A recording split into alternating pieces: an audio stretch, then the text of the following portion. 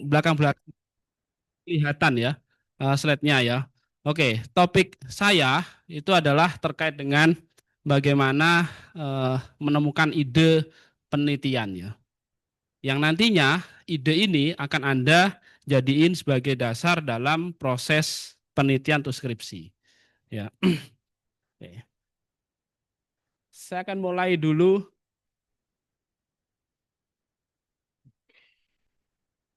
Nggak mau jalan dia. Nggak mau jalan ya. Nah, oke. Ada beberapa fakta ya yang coba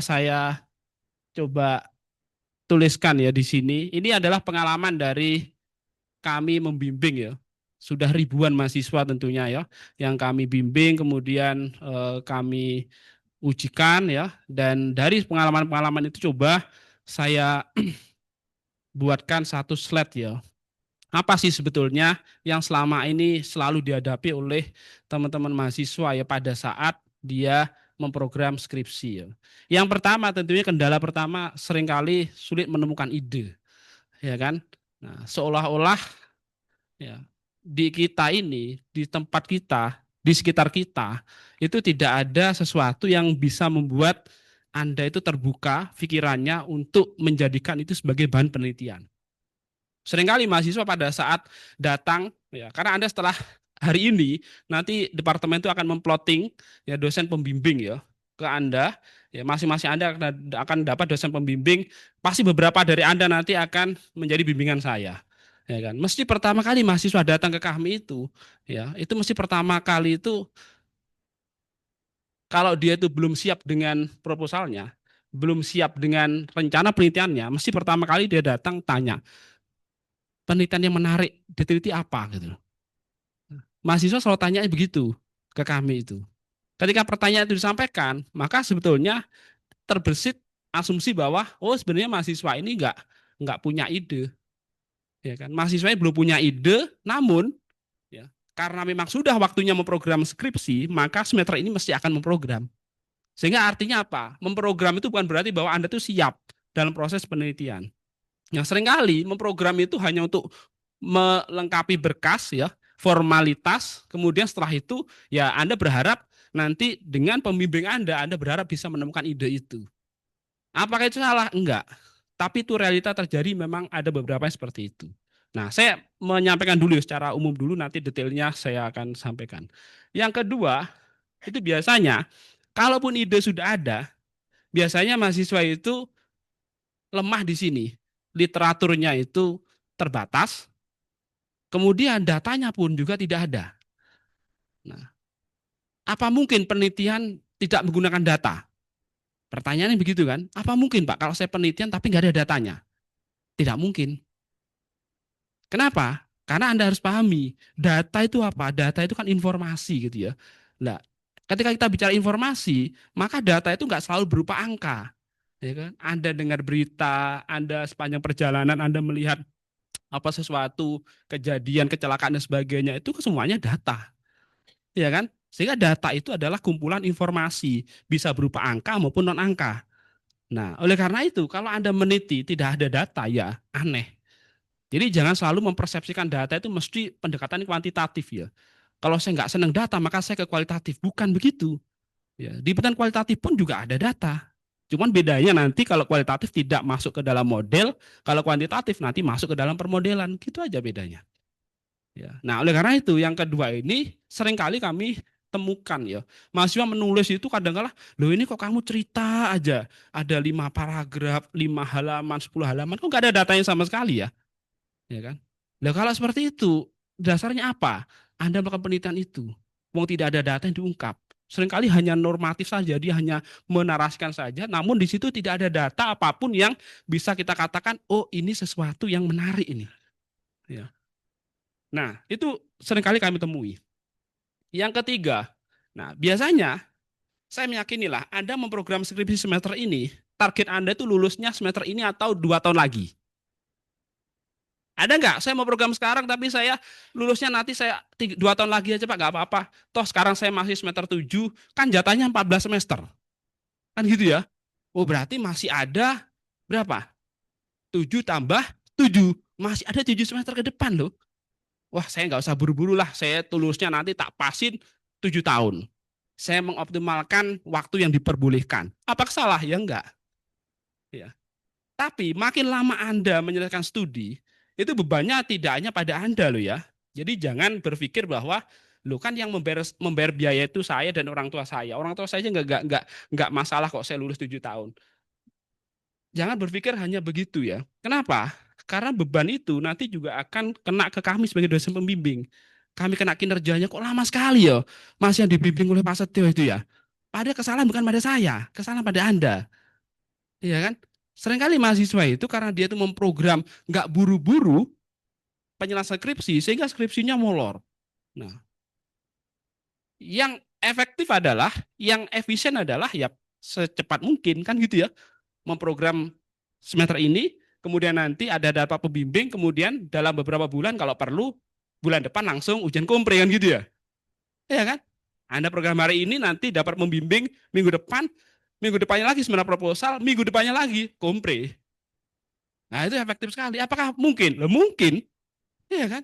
Apakah bisa? Bisa. Ya kan? Mau dibuat 1 semester lulus, mau dibuat 2 semester lulus, mau dibuat 7 semester lulus pun juga bisa. Ya kan? Nah, itu tergantung bagaimana Anda mengatur manajemen waktu itu. Biasanya pembimbing itu ketika datang, ya mahasiswa ada datang, kalau saya biasanya saya selalu membuat kesepakatan ya dengan mahasiswa. Saya tanya dulu, Anda dengan saya itu mau dibimbing berapa lama?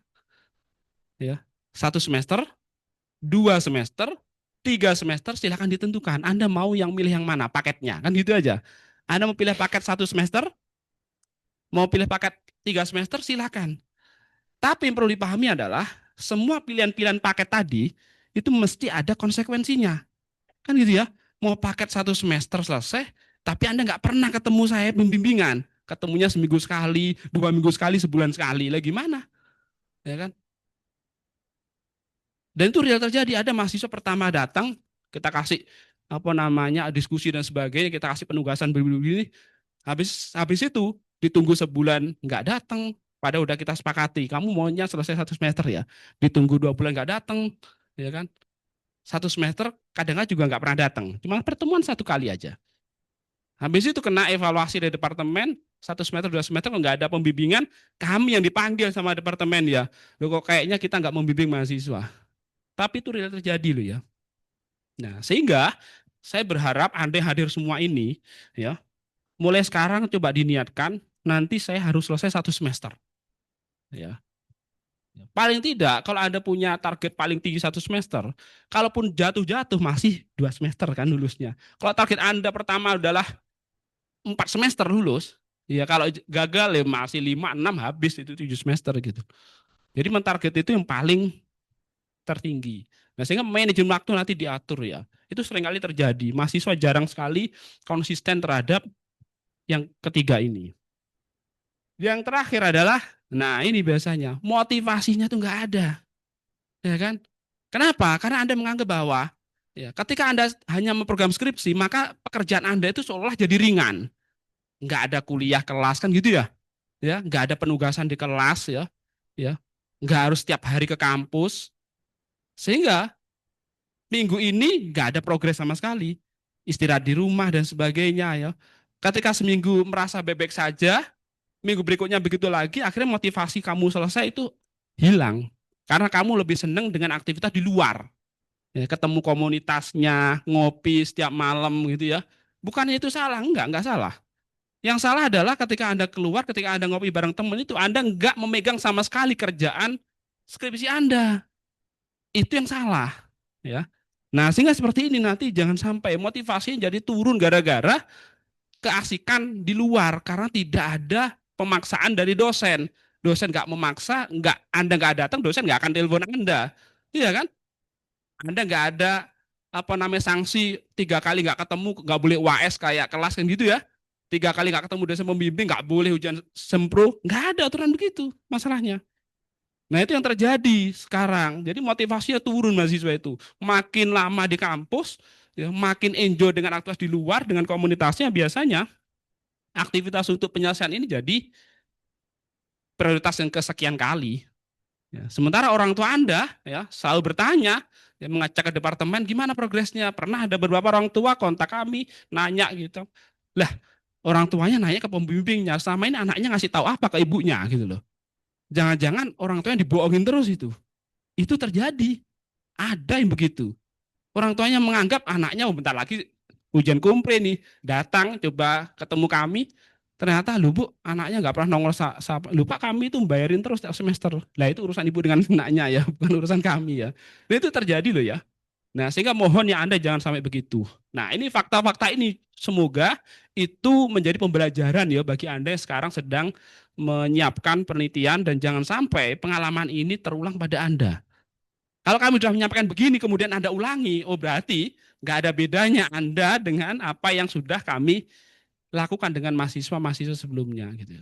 Sehingga peran kegiatan ini tuh memberikan motivasi sebenarnya ke Anda untuk selesai lebih cepat ya. Nah, oke, saya, nah coba Anda cermati nih. Kalau Anda lihat gambar ini, Anda lihat gambar, enggak, ini enggak sensi.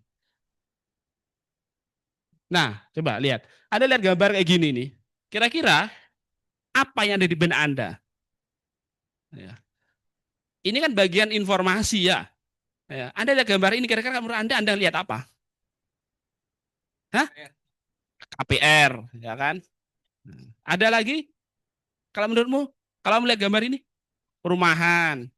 Ada lagi yang punya punya ide lagi kalau Anda lihat gambar kayak gini tuh apa yang ada di benak Anda ya? Hah? Developer. Ada developernya gitu ya. Nah, mungkin Anda akan mengatakan, oh dulu ini sawah ini Pak.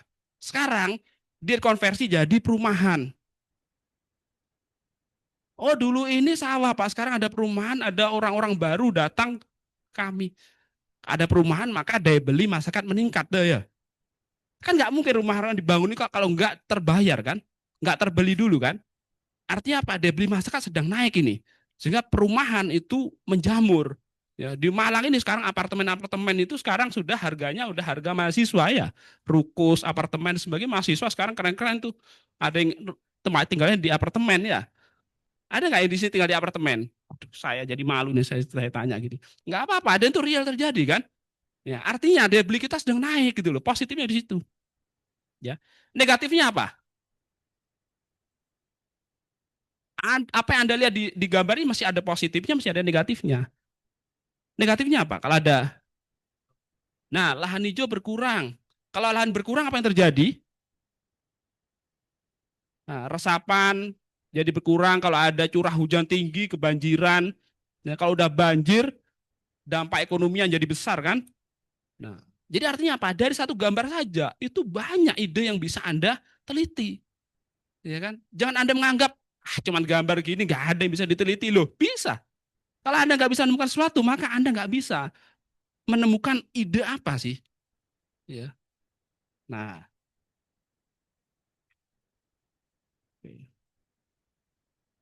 nah kalau yang ini gambar apa ini? Macet gitu ya. Macet ini masalah tuh bukan masalah.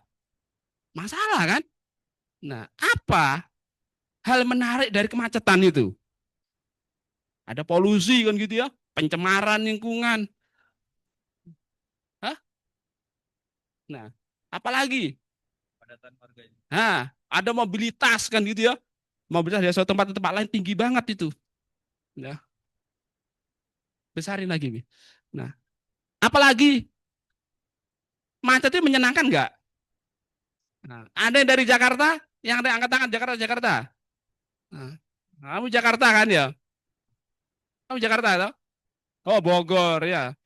Seneng nggak kalau ada macet gitu? Hah? Ada nggak yang seneng kemacetan? Hah? Nah, berarti macet ini masalah kan? Ya. Biaya ekonominya mahal itu. Bayangin coba kalau di samping ujung jalan sana itu ada produksi UMKM, di ujung jalan sana itu ada pasarnya, kemudian dia harus lewat jalanan yang macet begitu, apa yang terjadi? barang-barang yang sudah diproduksi itu akan lambat diterima oleh konsumen. Biayanya mahal banget itu. Kalau barangnya bukan barang yang mudah rusak nggak masalah, ya. Beda dengan barang mudah rusak, ya. Dia buat kue, kue ini nggak pakai pengawet, pagi diproduksi, siang harus sudah terjual. Dia pagi udah diproduksi, kena macet, nyampainya sore. Ya. Bayangin coba, bukankah itu masalah? Ya kan? Jadi biaya tinggi ini, ekonomi biaya tinggi ini. Ya. Kalau kita urai, apa menyebabkan kemacetan? Kendaraannya makin banyak. Kenapa makin banyak? Ya karena sekarang mau DP mobil cuma bayar 1 juta aja. Makin mudah kan KPR kendaraan. Kok KPR apa namanya? Kredit kendaraan bermotor ya. Makin mudah. Jadi akhirnya orang makin banyak punya kendaraan. Berarti daya beli masyarakat bagus juga kan? Nah, jadi kalau kita lihat dari sisi positifnya ada, negatifnya juga banyak. Positifnya adalah daya beli kita makin meningkat. Kenapa? Karena kemacetan itu berarti ekonomi sedang bertumbuh. Nggak mungkin orang berpindah dari ujung ke ujung kalau tidak ada tujuannya di sana. Iya kan? Ngantar barang, ngantar konsumen, ekonomi tumbuh di situ. Pendapatan masyarakat naik jadinya. Tapi di sisi itu ada masalah. Biayanya juga mahal. Nah, ya kan? Nah, ini juga bagian dari ide. Nah, kalau Anda lihat gambar ini. Nah, di situ di depan ada rumah-rumah seperti itu, belakangnya gedung pencakar langit. Ini namanya ketimpangan ekonomi, ya kan? Dan ini gambar real ini bukan editing, bukan, ini gambar real. Ya. Di kota-kota besar itu coba Anda cermati. Di sekitarnya itu mungkin penduduk aslinya adalah yang ini. Ya. Penduduk asli di kota itu mungkin orang-orang yang tinggal begini, mungkin. Kenapa? Karena dia terpinggirkan dia. Jadi masyarakat termarginalkan akibat ekonomi kapitalisme tadi. Siapa yang punya duit, dia yang punya lahan. Ya kan? Nah ini kan masalah juga. Nah, artinya untuk menemukan ide itu bukan sesuatu yang sulit. Ya kan? Jadi kalau Anda mengatakan penelitian lama itu karena apa? Nggak punya ide penelitian, lo lucu loh. Kok seolah-olah yang kita lihat tuh baik-baik saja kan gitu ya? Ya kan? Kok kayaknya kita itu negeri yang baik-baik saja. Setiap hari Anda membaca koran, mendengar berita, membaca medsos, di sana lo banyak masalah. Pencurian, penodongan di jalan, itu kan masalah semua itu.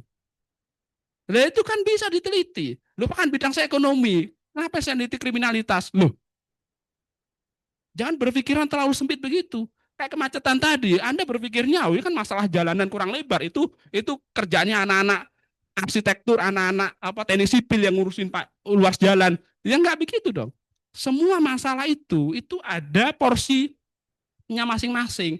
Ada penyelesaian dari sisi ekonomi bisa, penyelesaian dari sisi psikologi bisa, dari sisi sosiologi bisa, dari sisi tata kotanya bisa. Artinya apa? Semua disiplin ilmu itu bisa menyelesaikan masalah yang sama. Cuman perspektifnya beda-beda. Ya. Di Jakarta itu kurang banyak berapa jalanan itu bertingkatnya ya. Bayangin coba, tapi macet juga. Terus Anda kalau mengatakan, oh berarti jalanan macet tadi kurang lebar, kurang banyak. Contohnya di Jakarta udah banyak, udah lebar juga macet juga. Berarti masalahnya bukan luasan panjang jalan, bukan berapa banyaknya jalan yang dibangun yang menyebabkan macet itu. Yang bikin macet itu apa? Tahu nggak? Ayo pikir. Yang bikin macet tadi apa? Kalau saya katakan bukan panjang jalan, bukan lebar jalan, bukan. Yang bikin macet itu apa? Hah? Apa? Populasi. Aduh, Anda terlalu mainstream jawabanmu itu. Yang bikin jalan macet itu apa? Hah? Salah. Yang bikin jalanan macet itu ada mobil berhenti di depan, Anda ikut-ikutan berhenti. Bener ya? Ayo. Ada mobil berhenti di depan, Anda ikut-ikutan berhenti. Jadi macet. Ya, iya kan? Kok nyalain populasi, nyalain banyak kendaraan? Enggak ada salah itu. Iya kan? Nah, coba berpikir yang out of the box gitu loh. Ya. Yang bikin macet itu bukan berapa banyak jalan yang tersedia, bukan. Coba kalau ada kendaraan macet, Anda jangan ikutan berhenti. Nggak macet itu. Iya kan? Bener ya? Ada yang nggak terima nggak dengan jawaban saya? Hah? Setuju ya? Iya. Nah, itu ide penelitian gitu.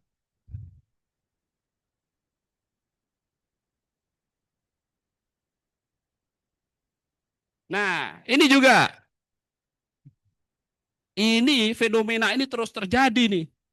Setiap tanggal 1 Mei, kita nyebutnya May Day, May Day, May Day, Hari Buruh, selalu begini. Masalahnya apa? Masalahnya upah yang kecil. Kan gitu ya? Emang kalau upahnya sudah gede, buruh nggak akan demo? Nah, pertanyaan diubah sekarang. Kalau upahnya udah gede, apakah buruh nggak akan demo seperti ini? Hah? Demo juga. Sama kayak gaji-gaji wakil rakyat itu ya, udah gede juga korupsi juga. Nah, ayo. Jadi ukurannya kan bukan masalah besaran angka itu, ya kan? Anda belajar ekonomi bukan pada gaji yang kecil, bukan pada nominal yang kecil, tapi gaji berapapun itu tidak mencukupi kebutuhan hidup layak. Ya. Jadi bukan nominalnya. Anda belajar ekonomi, kita tidak memperdulikan nominal angka, tapi kita memperdulikan daya beli dari uang itu, alias nilai real dari uang, ya kan? Jadi buruh demo itu bukan masalah nominal, salah kalau Anda bicara nominal. Kalau bicara nominal saja, saya katakan ngurusin buruh supaya dia enggak terjun ke jalan, solusinya sederhana saja. Ya. Selama ini dituntut buruh itu sebetulnya kan sudah jelas, ya. Daya belinya diminta dinaikkan, ya. Kebutuhan hidup layak bisa dipenuhi. Artinya apa? Coba kebijakannya selama ini yang diotak-atik pemerintah itu apa? UMR-nya kan, upah minimum regional. Namanya upah minimum, ya buruh itu nggak usah heran kalau digaji yang paling minimum. Iya kan? Nah, masalahnya adalah upah minimum itu katanya itu adalah ukuran standar hidup yang layak. Layak tapi kok minimum. Iya kan? Kan jadi masalah itu. Jadi ada kesalahan persepsi sebetulnya di sana. Nah, selama ini pemerintah nggak berani membuat kebijakan, buat aturan aja. Setiap tahun upah buruh naik sebesar 5% atau 2 digit di atas inflasi nasional, inflasi daerah misalkan. Kalau begitu kan gampang beres urusannya. Kalau inflasinya sekarang 5%, maka upah bulan ini mesti 7%. Artinya apa? Kebutuhan hidup kita yang meningkat gara-gara inflasi tadi itu masih bisa ditutupi. Inflasinya cuma 5%, tapi naiknya 7%. Beres, nggak akan demo buruh itu. Tapi permasalahan ini apakah selesai juga? Enggak. Pihak pemberi kerja nggak terima juga. Leka repot kalau model begitu, Pak. Maka pemerintah seolah jadi pro ke tenaga kerja. Padahal pemerintah itu harus berada di posisi yang fair. Dia juga memihak pemilik kerja, dia juga harus memihak tenaga kerja. Jadi dia berada di dua kaki yang berbeda. Karena itu pemerintah nggak akan berani membuat kebijakan itu juga. Iya kan? Kadang-kala solusinya sederhana, tapi sederhana dari sisi mana? Karena itu kalau Anda meneliti ini, Anda harus fokus. Anda meneliti dari sisi siapa? Meneliti dari sisi pemerintah pengambil kebijakannya, meneliti dari sisi tenaga kerjanya, atau meneliti dari sisi pemilik kerjanya. Itu beda penelitiannya. Ya kan? Artinya dari konsep ini saja banyak hal yang bisa diteliti. Ya, Anda bisa buat simulasi berapa sih sebetulnya tingkat upah yang layak di Kota Malang, di Kota Surabaya, di kota atau kabupaten kota di Jawa Timur. Anda buat simulasi itu udah jadi penelitian menarik loh. Coba Anda buat simulasi permodelan yang bagus, berapa tingkat upah minimum yang layak di setiap daerah di kabupaten kota Jawa Timur. Kalau Anda bisa mendesain penelitian itu, saya yakin penelitian Anda akan sangat bermanfaat sekali. Anda bisa menyampaikan ke pemilik kerja, Anda bisa menyampaikan ke serikat pekerja, Anda bisa menyampaikan ke pemerintah, begini loh formulanya itu. Yang dikatakan layak itu begini loh, layak bagi tenaga kerja begini, layak bagi pemberi kerja begini, layak bagi pemerintah begitu. Iya kan? Loh itu dia jadi topik penelitian ini. Ya kan? Jadi kalau ada demo-demo buruh itu jangan berpikir ah ini bikin macet aja ini, ya. Nah, kan gitu ya. Kadang-kadang kita simpel saja begitu. Ah, ini kemacetan di mana-mana. Coba Anda berpikir, itu ada masalah di sana, ya kan? Nah, ini lagi. Nah, gambar begini kan gampang Anda lihat ya. Anda parkir, menunggu lampu merah, ada orang minta-minta, sebelahnya itu makan di pinggir jalan dengan makan seadanya, kelaparan, kemiskinan, ketimpangan, ya kan? Semuanya ada di sini. Itu kan jadi masalah ini. Bisa jadi penelitian ini. Gizi buruk dan sebagainya, dampak nanti ke ekonomi gimana.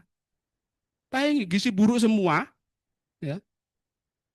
Kemudian nanti dia dikatakan, oh ini loh generasi masa depan kita. Gizinya buruk gara-gara nggak punya akses untuk makan, akses untuk kesehatan, pendidikan nggak bisa. Bayangin coba, semua hal ada di gambar satu ini. Ya kan? Penelitian apa nggak bisa dibuat di gambar ini saja? Banyak itu, bisa menghasilkan ratusan penelitian ini, hanya satu gambar ini saja. Ya kan? Nah, oke. Nah, gambar terakhir nih. Nah, seringkali juga begini kan, butuh pekerjaan ya. Anda setiap bulan, setiap akhir semester di Gedung Samanta Krida itu direktorat direktorat alumni kemahasiswaan karir itu biasa ngadain bursa kerja. Ya, berapa banyak ya alumni-alumni yang masuk ke ruangan itu, menunjukkan apa? Menunjukkan bahwa supply demand tenaga kerja itu nggak pernah sebanding. Jangan berpikir bahwa ada bursa kerja 2 hari di sini, yang daftar ada 1.000, yang diterima ada 800, impossible. Ya. Yang daftar 1.000, yang diterima paling cuma 30, 40. Ini kan gitu ya. Yang lainnya kemana? Ya nggak kerja. Dan Anda ini nanti adalah calon-calon penyumbang pengangguran baru. Nah, ya, lo itu real lo ya. Ya. Kenapa kok ada mahasiswa yang nggak senang lulus 7 semester, nggak senang lulus semester ke-8? Kenapa? Karena salah satunya dia nggak rela menjadi pengangguran baru. Ya. Kalau Anda bukan mahasiswa, Anda belum dapat kerja, namanya apa? Pengangguran kan? Nah, Anda siap nggak dengan status pengangguran itu? Pasti nggak siap lah. Udah pengangguran, belum dapat jodoh lagi ya. Ya, mau lebaran ditanya, udah kerja di mana? Udah dapat jodoh siapa? Pertanyaan sulit yang harus Anda jawab itu. Ya, itu wajar itu. Anda pulang kampung liburan gini ditanya kan sama saudara, sama tetangga. Udah lulus ya? Sampun Bu, sudah kerja di mana Dek? Alah bingung jawabnya. Ya, iya kan? Itu pertanyaan-pertanyaan real yang akan Anda hadapi. Nah, nah, sehingga dari apa yang saya buat tadi, pertanyaan sederhana adalah, kira-kira sudah dapat ide penelitian nggak? Hah? Udah dapat ide penelitian nggak? Semua yang ada di ruangan ini. Udah dapat nggak? Kalau udah dapat, udah selesai nih materinya. Iya kan? Kan judulnya kan upgrading ide penelitian ya. Udah dapat semua, selesai ya. Nah, Anda udah dapat ide penelitian nggak dengan melihat gambar-gambar tadi? Kamu udah dapat nggak? Belum. Jawabannya cuma astagfirullahaladzim. Ya. Kan gitu aja saya jawabnya gitu ya. Kok bisa gitu loh. Lah emang dari tadi saya ngapain aja tadi itu. Iya kan? Kamu udah dapat ide nggak? Kamu jangan senyum-senyum gitu dong. Jadi saya bingung saya ini. Ya kan ditanya senyum aja. Iya apa enggak gitu kan ya? Ya kan? Nah, jadi pertanyaan kan sederhana. Udah dapat ide enggak dengan melihat gambar-gambar tadi? Nah, itu tadi adalah data informasi yang bermanfaat yang bisa Anda gunakan untuk menemukan ide penelitian. Ya kan? Anda pulang dari sini, jalanannya sepi, itu ide penelitian juga. Anda pulang dari sini, kemudian kena kemacetan, ya ide penelitian juga. Anda berhenti di lampu merah, lihat kiri kanan, banyak orang minta-minta, Anda kasih salah, nggak dikasih tambah salah, empati juga kan, itu juga masalah penelitian juga. Ya kan? Artinya apa?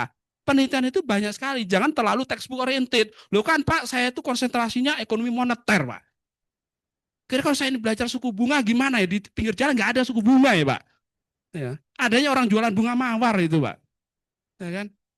Kalau Anda berpikirnya kayak pakai kacamata kuda begitu, ya Anda nggak bakalan dapat ide penelitian apapun. Pak, saya itu konsentrasinya sumber daya manusia, Pak. Ya kan? Nah, selama ini ya saya belum menemukan Pak manusia-manusia yang cocok untuk saya teliti Pak. Lah repot juga kan? Ya kan? Nah, sehingga jangan saklek seperti itu ya. Ya, keluarlah dari mainstream yang selama ini ada di otak Anda itu. Supaya apa? Mudah menemukan penelitian-penelitian dan saya yakin penelitian yang akan dihasilkan dengan cara mengamati lingkungan sekitar itu jauh lebih bermanfaat daripada Anda meneliti sesuatu yang sebetulnya nggak nyata. Meneliti suku bunga, kenaikan suku bunga pada pertumbuhan ekonomi, simulasi model begini-begini. Ditanya suku bunga itu bentuknya kayak apa ya? Kayak pizza, kayak pangsit. Nah, iya kan? Iya kan? Ditanya gimana ngitung suku bunga juga bingung juga nanti Anda. Bukan berarti itu nggak menarik, diteliti menarik. Tapi cobalah, banyak perspektif yang lain yang bisa kita gunakan, kita temukan untuk penelitian kita. Ya, jadi jangan terlalu mainstream seperti itu, moneter moneter semua, ya kan? Nah, sehingga sederhananya apa? Dari yang saya katakan tadi, untuk menemukan ide penelitian itu mesti mulailah dari masalah, ya kan? Namanya meneliti itu menemukan sesuatu yang belum ada jawabannya. Kalau nggak ada masalah, ngapain diteliti? Iya kan? Jadi untuk menemukan ide penelitian itu pertama lihat ada nggak masalah di sana. Karena di latar belakang penelitian Anda itu mesti nanti Anda harus menjelaskan masalahnya apa ini.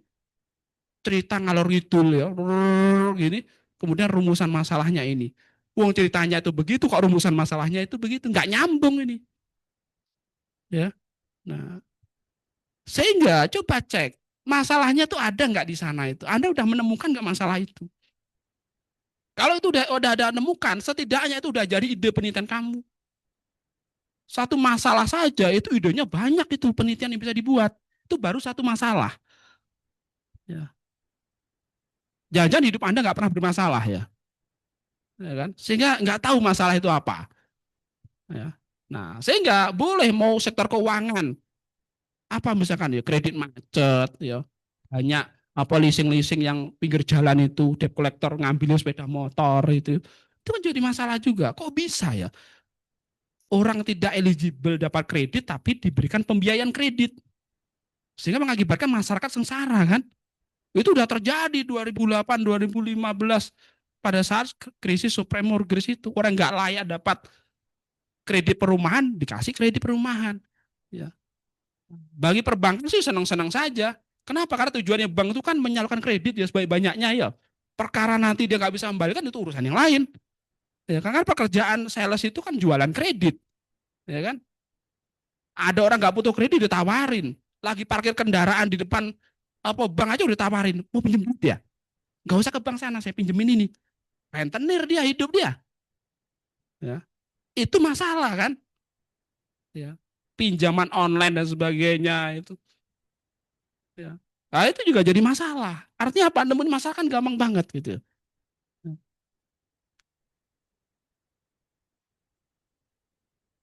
Ini sudah ditambahin kemana sih? Ke sana atau ke sini dia? Hah? Jadi bingung jadinya. Hah? Nah itu masalah juga ini. Seolah menjelaskan masalah tapi ternyata ada masalah baru nih. Lebih baik pakai itu aja ceduk jalan dia. Nah kalau nggak nemuin masalah lagi gimana caranya? Cari sumber yang lain. Mungkin Anda kurang banyak baca. Ya kan? Kalau dengan mengamati Anda nggak bisa menemukan ide, maka Anda mulai bergeser. Oh saya akan menghabiskan waktu saya ke perpustakaan. Bacalah buku-buku itulah ya. Baca jurnal-jurnal itu. Banyak orang sudah meneliti topik itu. Tapi setiap penelitian itu mesti belum selesai. Iya kan? Anda membaca penelitian si A, si B, si C, dan sebagainya. Dia udah publikasi di Scopus Q1, Q2, Q3. Udah bagus dia hasilnya. Tapi apakah penelitian di bidang itu terus selesai gara-gara orang sudah publikasi artikel? Enggak. Nggak ada penelitian yang selesai gara-gara sudah banyak diteliti orang. Masa kemiskinan saja wisa. Kemiskinan kan masalah ya. Tapi sampai dengan hari ini nggak ada formula teori apapun yang manjur untuk menyelesaikan masalah orang miskin. Wisa. Gak percaya Anda baca buku apapun, wisa, teks buku apapun. Tunjukkan teori mana yang paling manjur menyelesaikan masalah kemiskinan. Nggak ada. Jadi jangan kemudian Anda berpikir, wah kemiskinan nggak menarik, itu udah banyak orang neliti. Tapi kan masalahnya masih ada. Masih banyak orang miskin juga. Ya kan? Kalau semua orang sudah kaya semua, maka nggak perlu lagi meneliti kemiskinan. Nilainya bergeser ke apa? Gimana mendistribusikan kekayaan itu. Nah itu jadi masalah lagi kan. Kalau saya mau beramal gimana ya? Semua orang sudah kaya-kaya ini. Saya mau infak sodako ke siapa ini? Semua orang kaya. Masalah lagi nanti. Ya, artinya apa? Masalah satu selesai, muncul masalah yang lain, muncul masalah lain, dan sebagainya. Hidup itu kan, sorry. Wah ini kalau udah rusak harus dibuang nanti berarti ya. Ya, ini nih. Nah, jadi artinya apa? Masalah itu selalu ada. Jadi bukan berarti sesuatu sudah baik-baik saja, kemudian di sana nggak ada masalah. Masih ada. Nah, oke. Jadi itu nggak perlu menjadi perhatian ya. Oke. Lanjut aja, Bi.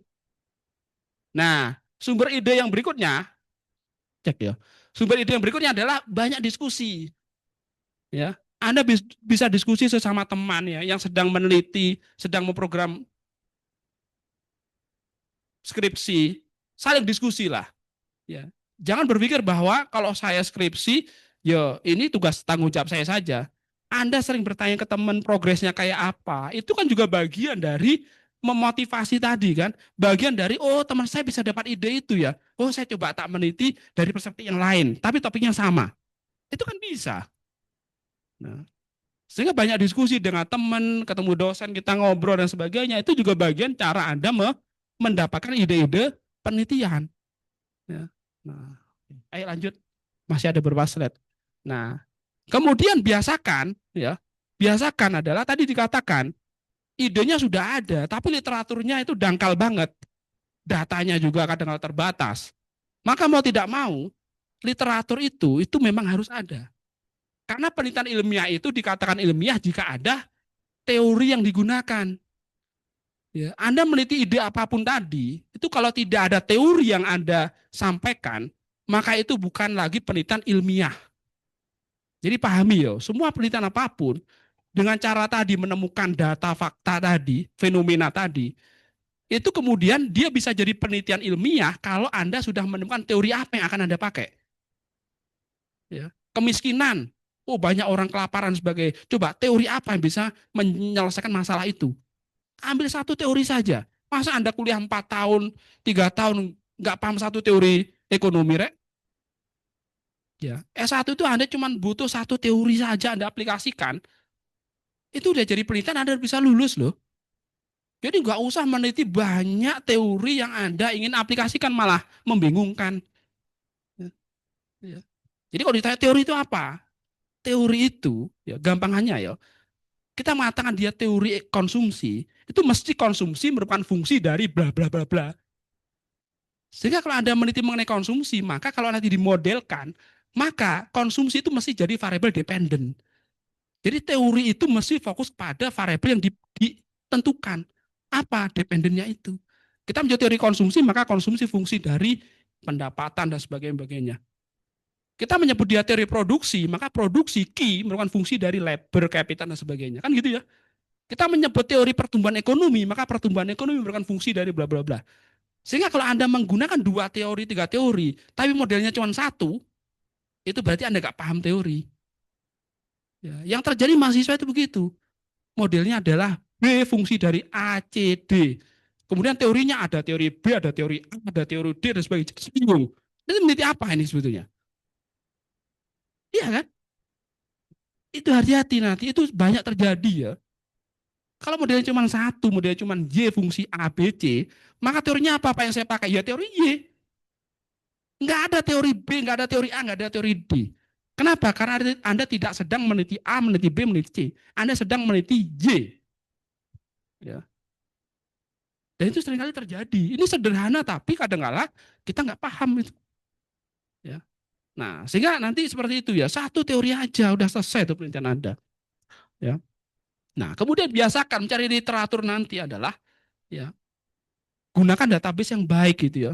Database yang baik itu bukan mencari di searching Google ya, mencari artikel di Google gitu ya. Google itu ibaratnya itu adalah danau besar, Anda nyari masuk ke danau itu, kadang-kala dapat batu, dapat kerikil, ya kan? Mohon maaf, kadang-kala dapat kotoran manusia kan gitu ya. Iya kan? Namanya di tempat yang luas itu kan nggak jelas yang Anda cari apa. Ya. Bukan berarti nggak boleh, boleh. Tapi kan ibaratnya mancing ikan kan nggak jelas. Mancing ikan yang paling enak tuh gimana? Dia bawa duit pergi ke pasar, dapat ikan yang Anda beli. Dapat ikannya kan ya. Daripada Anda nungguin seharian gitu. Dapat ikan juga kadang pulang nggak dapat gitu ya. Udah ngabisin waktu seharian lagi. Nah, kalau mindsetnya adalah ingin dapat ikan, ngapain lama-lama mancing? Iya kan? Tapi kalau mindsetnya adalah saya ingin menikmati hidup seharian sambil mainan ininya pancing ini, lah itu mindsetnya beda lagi. Dia tujuan bukan dapat ikan. Ini apa? Satu gambar saja itu mencerminkan banyak hal. Sehingga kalau ada orang mancing, dia ada pulang, ada yang dapat ikan banyak, dia tuh happy senyum. Ada yang pulang nggak dapat ikan pun dia juga pulang senyum, kan bingung kan? Lu kok sama-sama senyum itu, saya juga nggak dapat ikan juga senyum, yang dapat ikan banyak juga senyum. Jangan-jangan Anda salah memaknai gambar itu. Ya, nah itu yang saya katakan. Jadi nanti biasakan ya cari sumber yang bermanfaat. Dari mana? Kita kan sudah melanggan namanya jurnal ya. Ya, itu pakai itu masuk library UBAC ID, nanti Anda bisa searching jurnal-jurnal bagus, bisa pakai Science Direct, Gstore, EBSCO, ya. Banyak sekali yang bisa Anda masukin, itu ada sumber jurnal yang bagus. Kenapa? Karena kita udah bayar di sana. Ya nggak usah cari di searching Google, nggak jelas itu ya. Kita udah punya akun Scopus, masuk ke perpustakaan, nanti pinjam akun Scopus, Anda cari metadatanya, meneliti mengenai growth and inflation misalkan, wow udah banyak itu semuanya berkualitas itu artikel itu. Daripada Anda searching pertumbuhan ekonomi dan kemiskinan, cari di Google gitu, wah lah nyari. Kadang kala ada orang mancing dan sebagainya, dapatnya ya nggak jelas itu, ya kan? Buang-buang waktu itu kayak gitu. Nah itu baru tadi. Nah sekarang dengan sumber-sumber tadi pertanyaannya adalah ide-ide tadi itu sesuai nggak dengan minat Anda? Pertanyaan begitu ya. Oh, udah banyak idenya. Pertanyaannya sekarang udah spesifik lagi nih. Cocok nggak dengan minat saya? Ya kan? Duh Pak, minat saya tuh di moneter Pak. Minat saya di situ kan gitu ya. Nah, sehingga lanjut aja Wi. Nah, sehingga kalau kita cermati nanti akan banyak itu kan. Oh, minat-minat itu bisa keuangan, perbankan, SDM, banyak kalau di list itu. Ya. Dan Anda cuma butuh satu saja di sana. Jangan berpikir penelitian Anda itu bisa menyelesaikan masalah semua hal. Nggak ada. Jadi fokuskan saja pada satu hal saja. Coba. Nah, sehingga pertanyaan adalah bisa gimana? Ini. Nah, minatnya apa? Kan gitu pertanyaannya. Anda minat di mana? Nah, kalau Anda sudah tahu minatnya, oh saya minatnya di lingkungan misalkan. Saya minat di kemiskinan misalkan. Ya udah fokus pada topik itu. Nah, artinya apa sekarang dari ide yang banyak tadi, gambar yang banyak perspektifnya tadi, kemudian pilih topik apa sebetulnya yang Anda minati dari situ. Nah, jangan pindah-pindah gitu loh. Kalau Anda pindah-pindah, oh sekarang saya senang SDM, cari literatur, cari perintah terdahulu, cari data itu, kemudian, wah kok sepanjang jalan, kok saya berubah lagi ya. Padahal udah 100 meter lewat. Nggak selesai-selesai penelitian Anda. Jadi fokuskan saja pada topik yang Anda buat, Anda pilih. Ya, oke. Gampangannya nanti begini. Coba, akhirnya Anda akan bandingkan topik itu. Buat kriteria model begini. Misalkan relevansi minat ya. Kan dasarnya minat ya. Semua apa yang Anda lakukan itu harus berbasis minat ya. Kalau Anda nggak minat, nggak usah di situ. Belum tentu Anda dengan teman Anda minatnya sama. Oh teman saya itu senangnya moneter, saya senangnya SDM. Karena saya dekat dengan dia, oh saya moneter juga, ikut-ikutan dia. Belum tentu Anda berhasil gitu loh. Ya kan? Jadi jangan ikut-ikutan minat temannya. Ya, temannya senang itu karena dia senang di sana. Anda nggak senang, jangan dipaksakan ke sana. Itu nggak bakalan selesai. Ya. Penelitian begitu nggak bakal selesai. Sehingga nanti dicek, oh kalau ada topik A, topik B, Anda bandingin aja lah. Mungkin akan banyak irisan topik-topik itu. Dari semua hal itu, oh relevansi minat yang mana? Ternyata topik A itu lebih eligible buat Anda. Ya sudah, fokuskan di situ. Oh saya minat di situ datanya saya juga punya itu. Ada novelty yang bisa saya apa namanya buat di sana nanti di minat itu. Jadi tiga hal ini harus terpenuhi. Pertama minat, kemudian cek datanya. Bukan berarti bahwa penelitian yang bagus itu akan berhenti kalau nggak ada data, enggak. Ya. Tapi tantangannya menjadi lebih besar kalau nggak ada data, ya kan? Anda belajar teori produksi ya, di sana Anda teori apa endogenous growth theory dari Solo, Swan, Menke, Romer, Will dan sebagainya. Ya, di situ ada variabel key berfungsi dari labor capital, human capital dan sebagainya kan, teknologi progress ya dan sebagainya. Kalau labor kan gampang didefinisikan, capital gampang definisikan, tapi ketika bicara mengenai technological progress sebagai variabel independen yang disimpulkan dengan biasanya, coba didefinisikan progres kemajuan teknologi itu apa? Itu kan nggak mudah didefinisikan. Seringkali kita akan stuck di situ. Datanya apa ya? Kemajuan teknologi itu. Oh, kemajuan teknologi itu misalkan, oh dulu nggak ada WiFi, sekarang ada WiFi. Terus Anda ngelihat WiFi itu kayak apa bentuknya ya? Berapa panjangnya WiFi itu ya? Kan nggak bisa diukur ya. Kira-kira di depan saya ini ada WiFi nggak ya? Ada cari gitu. Oh dapat satu WiFi, kan nggak gitu juga. Itu namanya ada variabel-variabel secara ekonomi itu mudah didefinisikan, tapi sulit dicari datanya. Kemajuan teknologi, human capital, modal manusia itu apa? Kalau modal jelas, manusia jelas. Tapi ketika dia berubah menjadi modal manusia, kan nggak mudah dicari datanya. Manusia punya modal, dah. Kan juga gitu ya. Nah, itu yang saya katakan. Nah, seringkali penilaian yang bagus itu terkadang ya, kita akan tertantang untuk mencari datanya karena memang data itu tidak tersedia secara saklek ya. Seperti labor jelas, inflasi ada datanya, pertumbuhan ekonomi ada datanya. Tapi ada variabel yang nggak ada datanya secara langsung, sehingga kita perlu menderivasi rumus itu, persamaan itu. Sehingga ketemulah variabel yang kita pakai itu namanya instrumental variabel. Ya. Nah, sehingga kita fokuskan di situ. Nah, yang penting adalah kalau sudah punya ide, punya topik, punya data dan sebagainya adalah mulai menulis proposal. Yang jadi masalah itu, mahasiswa itu seringkali senang datang minta diskusi, dikasih masukan A, B, C, dan D, besok lagi ketemu ditanya, proposalnya mana? Udah jadi nggak? Belum, Pak. Terus ngapain kita diskusi aja? Setiap minggu datang diskusi, setiap minggu datang pembimbingan. Tanya ini, tanya itu, tanya. Udah kasih tahu jawabannya udah dikasih tahu. Kamu harus ini, harus itu, dan sebagainya. Minggu depan ketemu lagi loh. Iya, siap ketemu. Ditanya, progresnya minggu lalu gimana? Proposalnya udah jadi nggak? Nggak jadi. Ya kan? Tapi maunya ketemu diskusi aja ya. Mungkin cocok dengan pembimbingnya ya. Sehingga kalau nggak ketemu itu nggak enak rasanya mungkin ya. Ada loh model begitu. Ada mahasiswa seneng datang minta diskusi tapi nggak ada bentuknya. Nggak ada jadinya. Ada juga mahasiswa nggak senang diskusi, nggak senang tiba-tiba bentuknya jadi. Sehingga kita bingung, kamu dibimbing siapa? Ya kan? Lu kamu dibimbing siapa kalau tiba-tiba jadi ini? Nah, itu repot juga yang model begitu. Ya kan? Nah, artinya permasalahan kondisi seringkali terjadi. Nah, oleh karena itu ketika memulai menulis, kembali lagi, menulis itu harus ada datanya. Biasakan sekarang kalau Anda sudah punya topik, cobalah setelah pulang dari sini searching, oh data kalau topiknya terkait dengan apa kemiskinan tadi ada nggak ya? Kayak apa datanya kemiskinan itu ya? Jangan-jangan saya harus nemui orang miskin dulu nih, di mana orang miskin ini? Saya tanya kemudian. Ya kalau penelitian primer ya boleh begitu memang. Kalau penelitian sekunder kan Anda tinggal cari data Sakarnas, Susenas dan sebagainya, ya BPS dan sebagainya. Anda cek di sana itu. Ada nggak datanya itu? Nah, sehingga semua berbasis data ya, nggak boleh penelitian apapun kemudian asal ngomong dan sebagainya nggak ada datanya. Kemudian kedua harus ada teorinya. Tadi saya katakan, setelah datanya ada, coba cari teorinya apa nanti jelasin.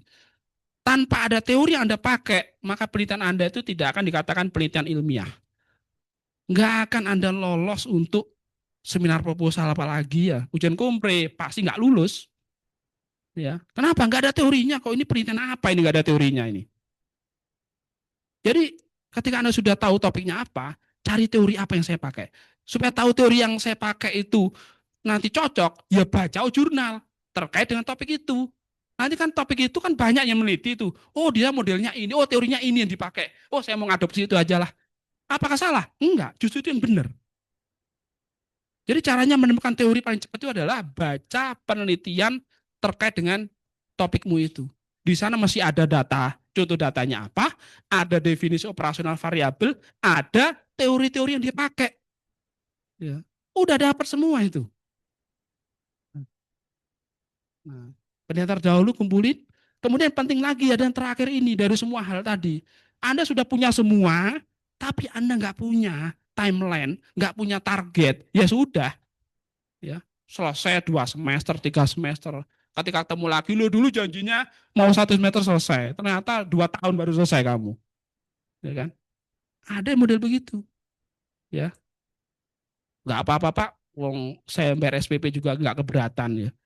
Masalahnya bukan sekedar keberatan nggak keberatan ya, kinerja kita jelek gitu loh, ya kan? Jadi kami selalu bilang ke departemen, kalau saya membimbing 1 semester nggak ada progresnya, saya selalu minta ke departemen ganti aja lah saya pembimbingnya.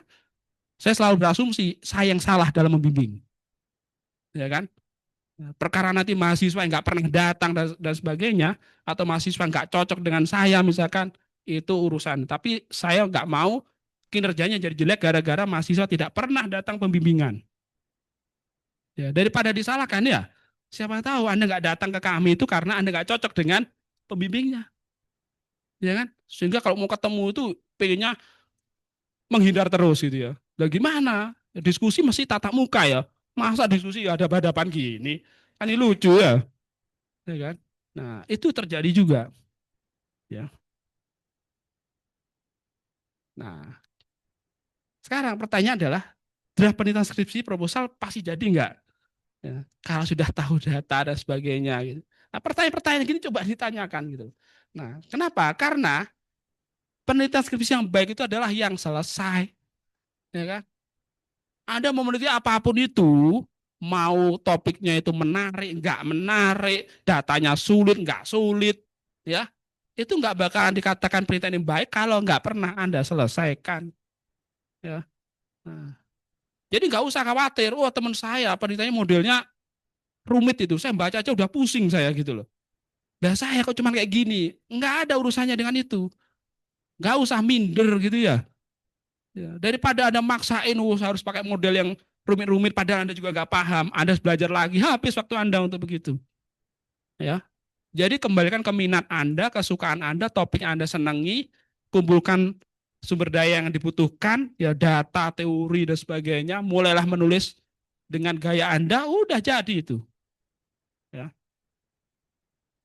Nah, sekarang gimana supaya produktif dalam menulis itu? Pak, datanya ada, Pak, sumbernya sudah ada, tapi saya kok malas nulis ya? Kok saya nggak produktif dalam menulis ya? Nah, yang pertama, Anda itu sekarang hidup di zaman yang serba enak ya. Nggak kayak zaman saya 25 tahun yang lalu. Internet aja masih, aduh kok internet ya kan? Nggak ada model-model begini nih, internet free dan sebagai aksesnya cepat ya. Jurnalnya gampang di-download ya. Datanya mudah diakses free semuanya. Zaman 25 tahun dulu saya kuliah nggak kayak begitu. Masih sekarang udah punya laptop, udah punya tab, udah punya, dulu dosen punya laptop aja untung-untungan ya dosennya, apalagi mahasiswanya. Handphone apalagi, handphone paling yang Nokia 33510 ya, yang hanya bisa untuk SMS, miss call. Anda nggak pernah tahu itu era kayak gitu ya. Era Anda tuh udah era paling enak, udah artificial intelligence, AI dan sebagainya. Wah, ada banyak itu. Kan itu masih sekarang kalau dikasih tugas hari ini, dikumpulin minggu depan, nggak usah Pak, nanti sore siang ini saya kumpulin bisa Pak. Bayangin coba, ya kan? Dan itu nggak pernah terjadi loh di era kami kuliah dulu. Nah, sekarang kalau Anda hidup di era yang sudah sangat mudah begini, kok kemudian penelitiannya lambat, tulisannya nggak berkualitas, apalagi Anda nggak tambah pinter, itu kesalahan ada pada Anda sendiri. Ya, ya. Apalagi Anda udah terbiasa menggunakan platform-platform tadi, tanpa Anda menggunakan otak Anda untuk berpikir, kemudian Anda lulus, kemudian Anda wawancara kerja, Anda nggak bisa ngomong, gara-gara Anda tidak pernah menggunakan otak Anda untuk berpikir, itu kesalahan Anda pada Anda. Ya. Boleh menggunakan semua teknologi tadi, tapi tetap ya, gunakan otak Anda untuk berpikir. Mungkin Anda sekarang merasa bebek saja. Oh, lolos tugas dosen, dapat nilai bagus, meskipun pakai AI dan sebagainya. Itu hanya sementara saja, saya katakan. Tapi ketika Anda lulus, Anda nanti berhadapan dengan dunia nyata, Anda nggak bakalan bisa menggantungkan dengan AI tadi. Masa dikasih studi kasus, wawancara gitu, sebentar Pak, saya lihat, buka AI saya dulu, chat GPT dulu. Masa Anda akan menjawab begitu? Kan juga enggak. Wawancara kerja, Anda berhadapan dengan direktur utamanya, ditanya ada case gini, coba menurut Anda gimana? Aduh, nggak bisa jawab saya ini. Kenapa? Karena apa? Karena Anda udah terbiasa pakai AI tadi. Seolah-olah AI itu udah nyelesain masalah hidup Anda. Ya kan? Anda lupa kalau nggak ada internet, listrik mati, apakah Anda bisa panggil si chat GPT tadi? Pertanyaan sederhana saja. Kalau asumsinya adalah sebulan ini ada pemadaman listrik, provider internet mesti mati, Anda bisa hidup nggak? Sementara sebulan ini Anda di deadline Anda kalau nggak lulus, Anda kena DU. Coba Anda berpikir dengan kondisi yang ekstrim begitu loh. Jangan Anda menganggap semuanya bebek saja. Oh, AI udah nyelesain masalah dan sebagainya. Enggak. Coba Anda berpikir bahwa kalau ada kondisi ekstrim begitu, apa nggak mungkin? Mungkin loh ya. Iya kan? Jadi jangan selalu berpikir semuanya akan bebek saja ya. Ya, ada sesuatu nggak baik ya. Karena apa? Karena Anda belum melewati masa di depan Anda. Dan saya sudah melewati itu. Ya, saya sudah melewati itu. Anda sudah kuliah, saya sudah lulus berapa kali. Ya kan? Anda belum lulus juga kan? Belum pernah cari, sulitnya cari kerja, wawancara kerja. Anda belum pernah merasakan itu. Saya sudah pernah. Ya, mau ngelamar jodohnya ditanya, kerjaannya apa? Bingung jawabnya ya. Udah ngomong jawab pekerjaannya begitu, gajinya berapa? Bingung lagi jawabnya. Ya repot juga kan. Anda itu serba repot nanti ke depannya. Jangan Anda nggak baik-baik saja. Harga tanah sekarang udah naik berkali-kali lipat itu. Anda nanti lulus harus cari kerja, bisa beli tanah, bisa beli rumah. Kalau gajimu cuma 10 juta, harga tanah itu 1 miliar, Anda harus nabung berapa lama? Tipe rumah 90, 84 sekarang harganya sudah minimal 1 miliar. Harga sekarang. Anda mau digaji berapa lulus dengan kualitas Anda yang model begitu? Coba sekarang mulai merenungkan itu. Ya kan? Ya kecuali bilang, wah ayah saya direktur, 7 turunan nggak habis pak warisannya. Itu kan 1 2 orang aja yang ada di ruangan ini. Iya kan? Pesta percaya. Ya beruntunglah Anda yang kategori ini tadi gitu ya. Tapi sebagian besar nggak begitu loh. Ya. Nah, sehingga biasakan ya supaya produktif. Cari lingkungan kerja nyaman. Kok Anda nggak nyaman gara-gara sering kali dihubungi temennya ngejak WA main ini, ya berarti matikan dulu WA-nya. Internetnya matikan dulu, Anda fokus pada tulisan itu. Ya kan? Oh saya nggak bisa Pak lepas dari apa namanya Instagram ini Pak. Bentar-bentar harus upload sosmed saya ini ya. Ya sudah itu hentikan, itu yang mendistraksi Anda itu. Ya, ya harus begitu memang. Ya.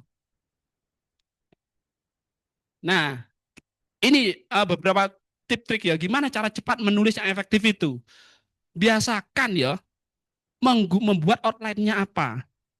Ya, outline itu penting ya. Atau gampang itu buat daftar isinya dulu lah. Di latar belakang mau ngomong apa? Oh pertama saya ngomong ini, saya mau jelasin ini, kemudian ini. Ini runtun nggak ya ini? Ibaratnya Anda itu mau pergi ke pasar, pasar besar dari sini, mau membeli cabai, buat online-nya. Oh setelah ini saya mau ke depan gerbang Brawijaya, saya mau pesan Gojek online. Dari Gojek online nanti saya mau turun di sana. Dari Gojek online dari sana nanti saya akan mencari stand ini. Itu buat online-nya begitu. Kalau Anda sudah buat itu, online-nya itu, saya yakin Anda akan fokus dalam proses penulisan itu. Ya. Jadi jangan, wes pokoknya saya pagi ini setelah pulang ini saya mau ke pasar besar, wes. Ditanya, pakai apa ya? Bingung Anda. Nanti kalau di sana pasar itu tutup, apa yang saya lakukan ya? Tambah bingung lagi. Pasar nggak tutup, kemudian Anda ketemu penjual pisang goreng banyak, saya mau pergi ke penjual pisang goreng mana ya? Tambah bingung lagi Anda. Itu akan terjadi kalau Anda tidak punya guideline, tidak punya outline-nya. Jadi fokus di outline itu, buat outline-nya. Saya mau ngapain, mau ngapain, ngapain, ngapain. Kira-kira apa yang saya lakukan ini, dia sudah sistematis nggak ya? Masa mari habis ngomong gini langsung kayak gini, Rek? Nah gitu loh. Anda akan bisa merasakan itu ya. Ya. Nah itu biasakan buat outline-nya. Kemudian, kalau Anda mau menuliskan, saya katakan ya, boleh menggunakan apapun ya, chat GPT dan sebagainya, silakan gitu ya. Tapi tetap ya, coba belajarlah menulis yang baik gitu dengan pakai bahasa Anda sendiri. Karena semua saya katakan itu nggak akan pernah memberikan kebaikan pada Anda kalau Anda tidak pernah menggunakan otak Anda untuk berpikir terkait dengan apa yang Anda baca tadi. Ya. Jadi tetap ya harus gunakan. Gimana saya menulis ya? Biasakan sehari saya bisa menulis satu kalimat, dua kalimat, satu paragraf, dua paragraf. Berapa banyak Anda bisa selesaikan? Kalau satu hari misalkan itu ada satu lembar ada 4 paragraf, coba Anda tantang diri Anda. Saya mau menulis, saya punya data ini, saya punya teori ini, saya mau buat latar belakangnya. Saya hari ini saya targetkan satu hari satu paragraf. Mungkin pertama Anda pikir, wah itu cuma satu paragraf, Rek. Coba-coba dulu lah, yang ringan-ringan dulu. Kayak Anda olahraga itu ya. Barbel itu kalau cuma 1 kilo kan ringan ya. Coba itu Anda angkat dalam 1 jam. Berat loh barbel itu. Bener nggak? Itu saya katakan. Jadi jangan meremehkan. Menulis satu paragraf, satu kalimat. Tapi Anda konsisten, itu luar biasa dampaknya itu. Daripada ngangkat barbel, saya mau ngangkat barbel langsung 50 kilo, Pak. Iya, angkat, habis itu Anda mati Anda. Kena serangan jantung dan sebagainya, kan gitu ya. Gak apa-apa, barbel itu diangkat kecil-kecil. Tapi kan dampaknya luar biasa. Makin lama Anda angkat, makin berat ini. Ya kan? Gak usah terlalu, saya langsung yang berat aja. Tunggulah, sabar. Ini nanti berat juga kok. Coba, 1 jam kamu gini-gini terus. Berat banget itu. Apalagi suruh seharian kamu ngini barbel 1 kilo itu ya. Nah, nanti kamu gini itu. Ya. Nah, jadi logikanya itu belajar ya. Kemudian biasakan baca template-nya ya. Kita tahu template skripsi kan berubah-ubah ya. Ada template skripsi, ada template artikel dan sebagainya. Anda mau pilih yang mana silahkan. Sepanjang itu memang dibolehkan. Jadi apa yang Anda buat itu langsung fokuskan pada template-nya. Supaya Anda tidak kerja 2 kali. Kerja yang efektif itu. Ya. Oh template-nya begini, harus ada latar belakang, harus ada rumusan masalah, harus ada teori, harus ada pernyataan terdahulu. Ya udah ikutin itu. Kalau nggak diikuti, mesti Anda akan diminta merevisi. Iya kan? Itu mempermudah Anda, mempermudah dosen pembimbingnya. Selesai udah. Jadi hidup itu jangan dipersulit ya. Kita ini udah sulit ya hidupnya ya. Kok masih nggak percaya aja kok. Ya. Terakhir adalah fokuskan pada penyelesaian bab per bab. Hari ini saya mau menyelesaikan subbab 1.1. Oh selesai, oh saya mau jalan-jalan dulu. Nggak apa-apa. Nanti sore saya menyelesaikan 1.2. Nggak apa-apa, tapi kan fokus ya. Ibarat kita naik tangga itu kan step by step, nanti nyampe juga itu di tujuan akhir. Daripada ada loncat-loncat gitu, ya kalau nggak terperanjak, terprosot dan sebagainya ya, cilaka malah. Ya, jadi fokus pada bab per bab. Nah, seringkali menghadapi masalah ini kan, writer's block ya. Jadi kita stuck ya dalam menulis. Kok saya nggak punya ide sama sekali ya, menulis satu kalimat saja nggak bisa loh. Iya kan? Coba nggak percaya, Anda hadap di laptop ya, Anda hanya fokus pada 2 hal saja. Data, yang kedua teori. Ya, ada data, ada teori, topiknya udah jelas, minatmu udah jelas. Coba internetnya matikan semua, ya. Anda tantang diri Anda, tulis satu paragraf untuk data dan teori yang saya pakai tadi. Coba tulisin pakai kalimatmu sendiri. Coba Anda tantang Anda. Selesai nggak itu? Ya. Jangan melihat chat GPT, jangan menggunakan internet, ya. Fokuskan pada datamu, fokuskan pada teori yang Anda pilih tadi. Coba narasikan. Apa menariknya data itu? Ada masalah apa dengan data itu? Kenapa teori ini bisa menjawab masalah data ini? Ya kan? Narasikan itu coba. Kenapa teori ini cocok digunakan untuk menyelesaikan masalah dengan data saya ini? Narasikan di latar belakangmu. Kalau itu jadi, wah luar biasa Anda. Kasih penghargaan pada diri Anda. Jadi nih, bagus kalimatnya. Bener bagus nggak ya? Coba suruh baca teman saya. Kasihkan temennya, suruh baca bener, bagus nggak tulisan saya. Kalau temenmu tambah pusing, oh, ada kesalahan dengan tulisanmu. Iya kan? Kadang-kala Anda tuh terlalu percaya diri gitu loh. Bukan berarti itu nggak bagus-bagus. Ya untuk tahap awal nggak apa-apa lah, namanya belajar kan gitu ya. Merangkak dulu kayak bayi itu loh. Bayi itu kan merangkak dulu, nggak ada bayi habis lahir langsung lari gitu nggak ada. Pernah nggak Anda lihat? Bayi habis keluar dari rahim ibunya itu, kemudian langsung dia lari. Pernah nggak ada? Ayo. Kalau ada tuh anaknya tuyul paling gitu ya. Nah, sehingga biasa itu merangkak dulu, belajar ngomong, habis itu pinter dia gitu loh. Nah, sehingga kalau ada menghadapi masalah begitu, stuck itu pertama ya istirahat atau sejenak lah, Ya, mungkin Anda kurang istirahat, terlalu memforsir. Nah, itu kan nggak baik juga ya.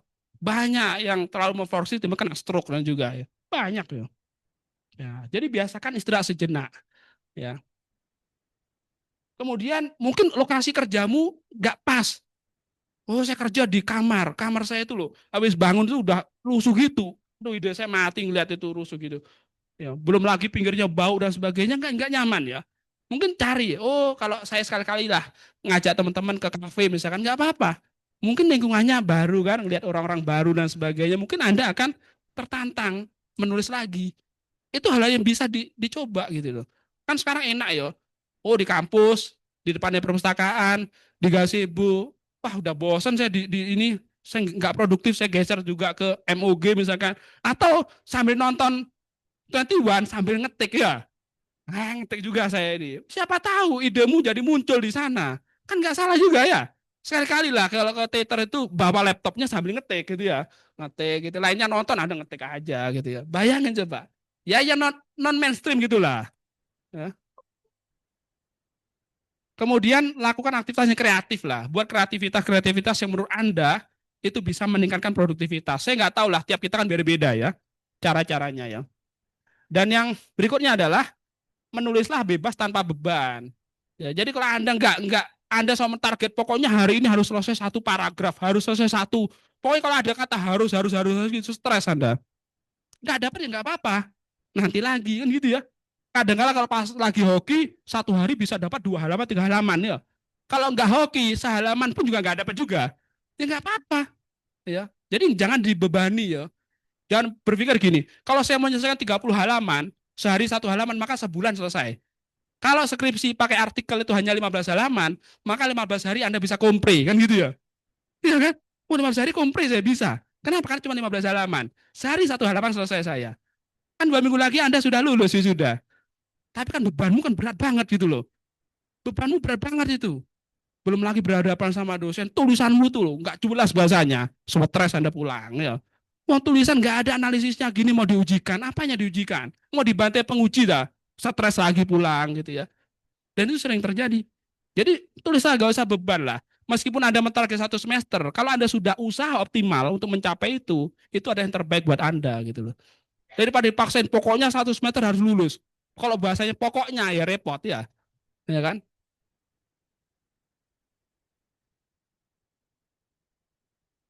Oke, masih ada beberapa slide ya, Pak Amin ya. Ini nggak bisa gini aja sudah rugi berapa menit ini, ya kan? Jalan coba, nggak bisa. Nah, checklist akhirnya penting ya. Kalau semuanya sudah jadi nih, biasakan ya di checklist ya. Sama kayak Anda mau ujian kompre itu loh. Kan dicek dulu kan nanti mata kuliah sudah keambil semua enggak ya? Ada kasus mahasiswa itu skripsinya udah jadi tuh semuanya, sudah di ACC dosen pembimbing penguji, tiba-tiba mau daftar nggak bisa. Kenapa? Dicek ada mata kuliah yang belum diambil. Ah, cilaka. Bener Pak Amin ya? Ada kasus saya nggak bohong ya. Semua udah beres semua nih. Udah pembimbingan bagus-bagus, udah selesai, dosen udah setuju.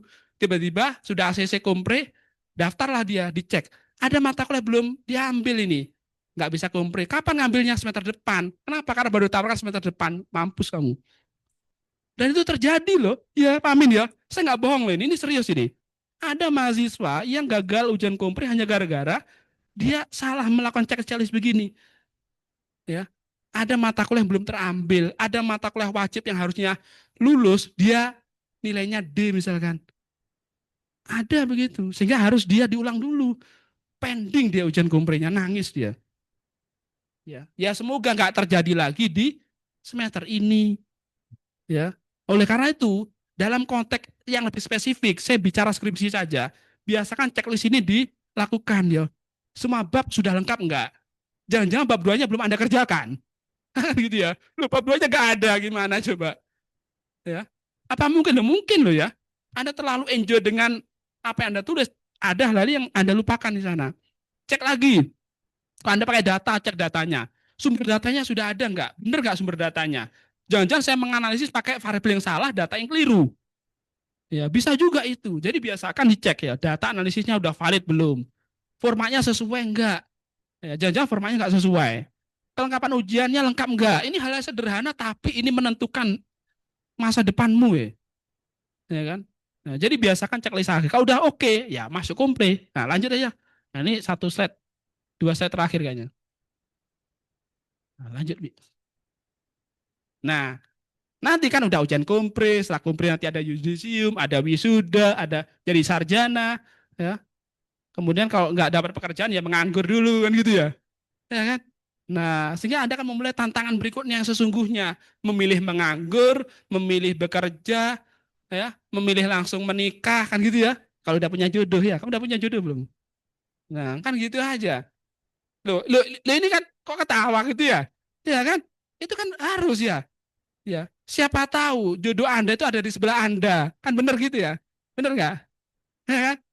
Ya kan? Siapa tahu jodoh Anda itu sebelah Anda. Ya kan? Lah mumpung masih di sini ya. Kalau skripsi nggak dapat, paling nggak dapat jodoh lah ya. Ya kan? Karena kalau Anda sudah keluar dari ruangan ini, sudah keluar dari sarjana ekonomi, biasanya sulit mencari jodoh. Nah, karena itu harus ya. Ini tidak menyinggung siapapun loh ya. Ini hanya untuk anu ya. Betul ya, ya. Oke. Lanjut. Oke. Nah, kesimpulannya udah kesimpulan nih. Kesimpulannya adalah pertanyaan pertama adalah mulailah dari sekarang ya. Jangan ditunda, ya kan? Oh, nanti aja ya sudah, maka Anda akan terkena konsekuensinya. Kan gitu aja. Mulai dari sekarang, jangan ditunda, kerjakan sedikit demi sedikit. Nggak usah dipaksa satu hari dapat satu bab misalkan. Wah, cilakain. Kalau kamu penulis advance nggak apa-apa. Kamu udah biasa menulis, meneliti nggak masalah. Ya, tapi kalau nggak pernah, jangan memaksakan ya, daripada nanti Anda drop ya, sakit, depresi dan sebagainya. Apa ada?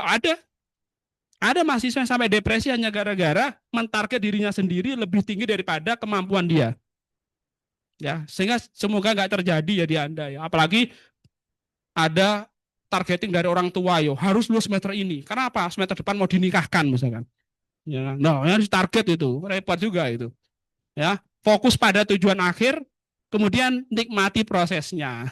Jadi jangan terbebani ya skripsi itu. Nah, oke, lanjut. Nah, sekarang sesi tanya jawab. Ada nggak yang mau ditanyakan? Tapi jangan tanya, Pak ada nggak apa jodoh buat saya misalkan ya. Ya saya repot jawabnya gitu ya. Ayo silakan. Kalau ada yang ditanyakan, ya.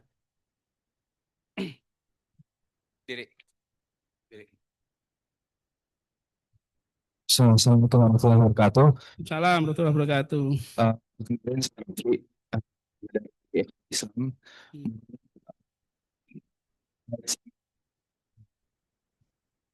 Pak, sempat kan babat sampai waktu itu sempat ditanya sama dosen budi bisa dicapai tetap ada dan akhirnya gue kayak lagi kan kalau misalkan datanya nggak bisa diambil kan kalau bisa melanjutkan skripsi atau enggak tuh saya lihat aku di situ. Ini pertanyaannya strateginya bisa untuk kami apakah kita memfikskan dulu kan bisa ada perusahaan yang mungkin sebagai perusahaan. Nah, akhirnya perusahaan itu nggak datang dulu.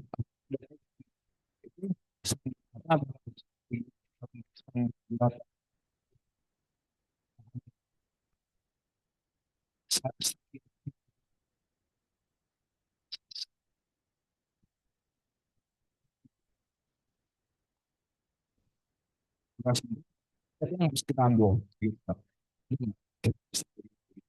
Oke, jadi pertanyaannya bagus nih ya. Kenapa? Karena saya katakan di awal kan ya, penelitian apapun itu harus dilihat dulu datanya seperti apa.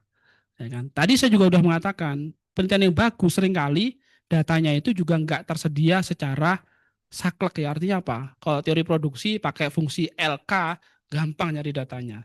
Ya. Kalau Anda teori produksi pakai teorinya Cobb Douglas gampang meneliti itu.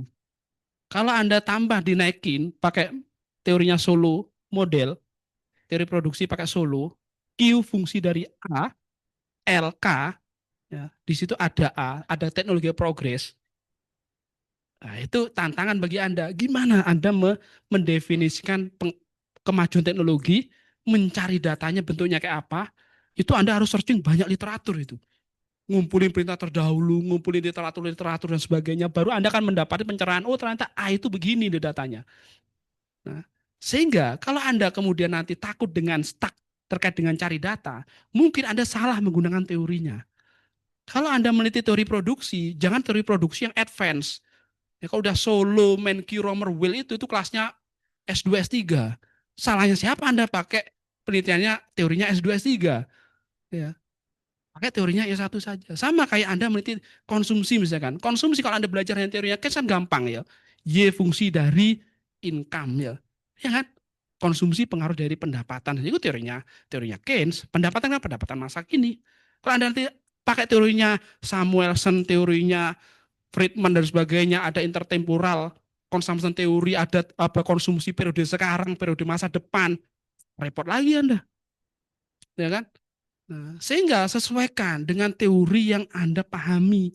Jangan memaksakan ke teori yang lain meskipun teori yang lain itu mungkin jauh lebih baik dalam menjawab tujuan penelitian yang ingin Anda jawab. Itu akan merepotkan Anda. Nah, sehingga kalau pertanyaan dosen tadi, ada nggak data yang tidak bisa dicari? Ada. Bahkan Anda harus katakan banyak Pak data yang nggak bisa saya cari. Terus kalau nggak bisa dicari, apakah perintahnya nggak bisa selesaikan? Bisa.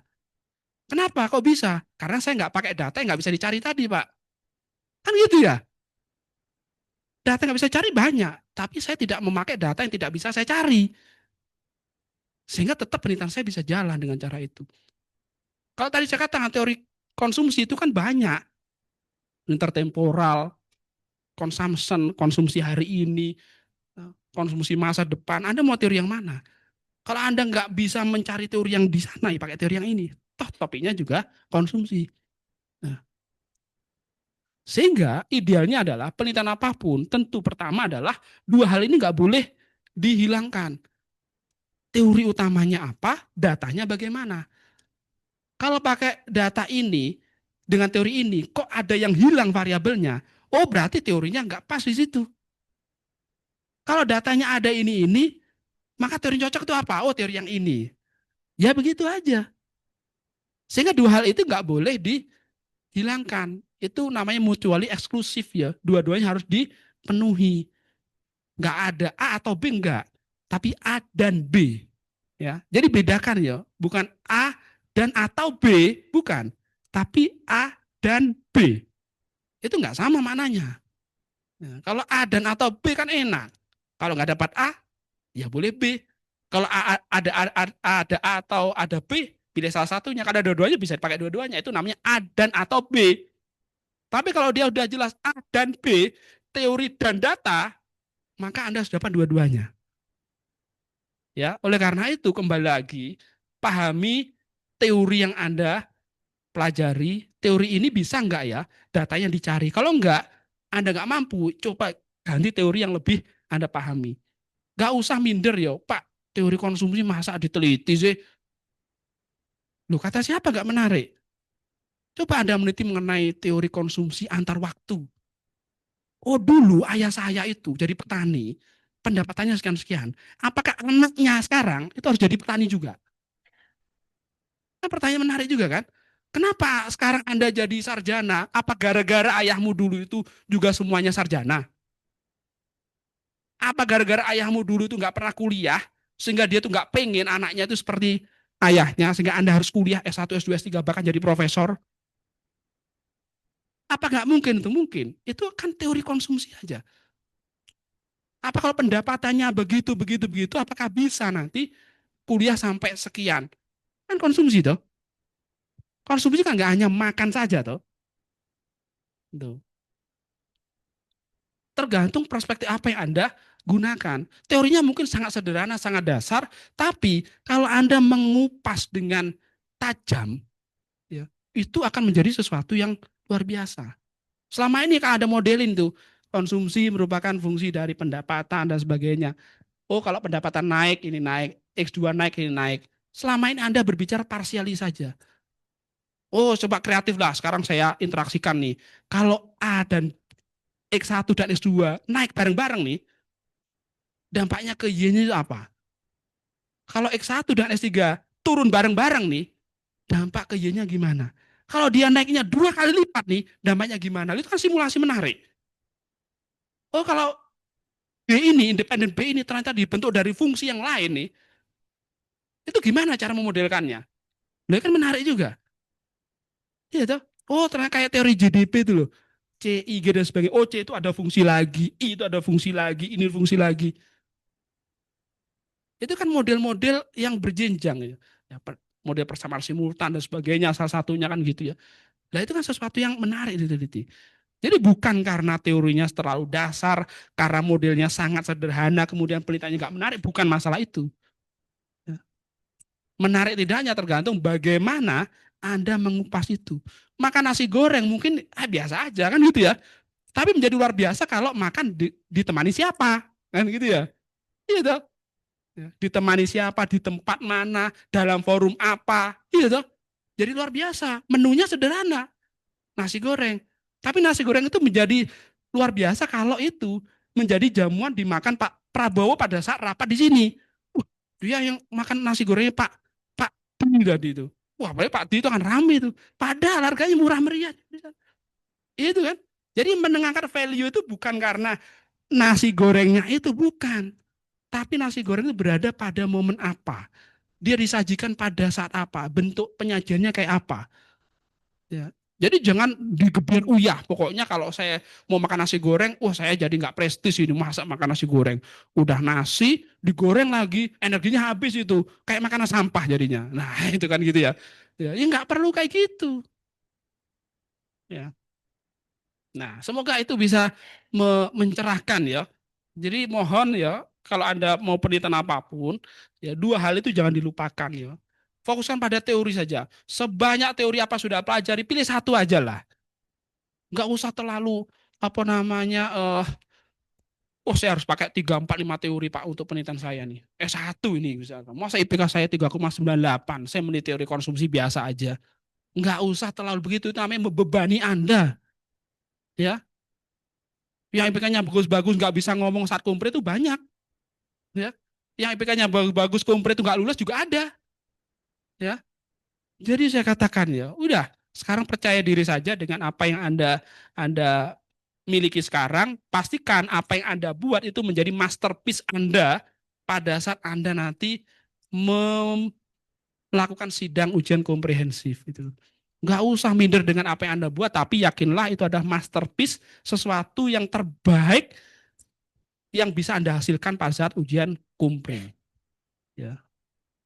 Jadi saran saya itu ya, semoga sukses selalu dalam menyiapkan skripsinya. Berani nggak ditarget semuanya lulus 1 semester? Ayo, angkat tangan wis. Yang mempunyai niat saya lulus di semester ganjil ini, angkat tangan. Wah, ternyata cuma 20% aja nih. Ya kan? Kenapa? Karena ada yang tinggi, ada yang begini, ada yang gini aja. Nah, ini niatnya enggak ini nih. Apalagi dari bawah gini, Pak, saya Pak. Aduh, gitu. Iya kan? Nah, jadi nah, sekarang Anda bisa introspeksi diri ya. Oh, teman saya ada yang berani begini. Saya cuma segini aja. Wah, ini apa maknanya ya? Saya cuma gini, Pak, tadi, Pak. Ya sudah, Anda sendiri memaknai ya. Ya. Tapi saya mengucapkan, mendoakan lah ya. Semoga semester ini semuanya bisa lulus ya. Meskipun begini, kadang-kadang hadapnya ke bawah gitu ya. Yang penting pokoknya 1 semester bisa lulus ya.